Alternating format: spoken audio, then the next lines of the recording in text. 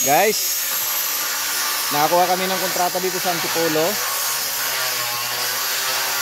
Ang forma namin nandun sa likod. Naka shades. First time din ito. Ito yung mga bago kong mga steelman. Yan. Hindi lang sa salamin kundi pati sa bakal. Sila na rin ngayon yung mga steelman. Sa mga po dyan, mga baguhan lang po ito. Ngayon lang po, first time po nila talaga mag-anilyo. Kaya sa mga veterano po dyan, kung mayroon kayong maito-comment para mas lalong madagdagan ang kanilang kaalaman yan. Halata naman po na bago lang. As in first time talaga nila gumawa ng anilyo.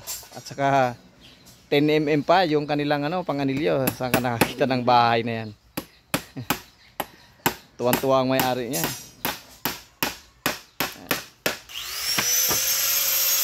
Si Jokno at saka ni Jefferson.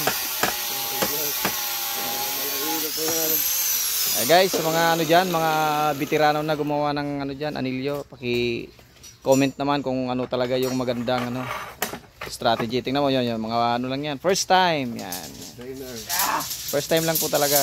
As in baguhan.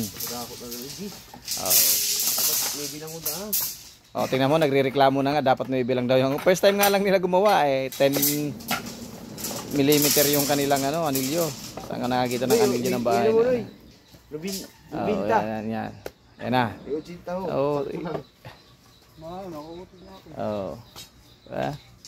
So, kapos. Lubinta.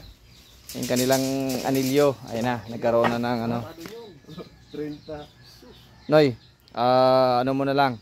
Adjust mo na lang. 25. Oo. Nag-a-adjust sila kasi first time lang po talaga. So paki-comment na lang po diyan sa mga mga veterans move na yan na one na sila, 1 point na pero may sila, may awang. Backjab. So babaguhin nila yung nila. Tama daw na style. 80 maybe. Ay, 85.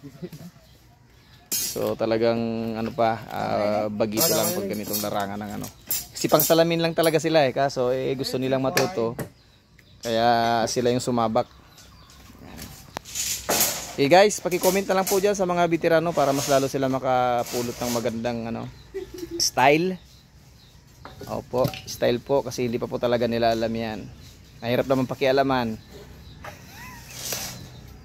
Sige po, salamat po sa mga namin dyan, mga viewers namin dyan. Okay, bye-bye. Hindi kayo ba bye-bye? Babu.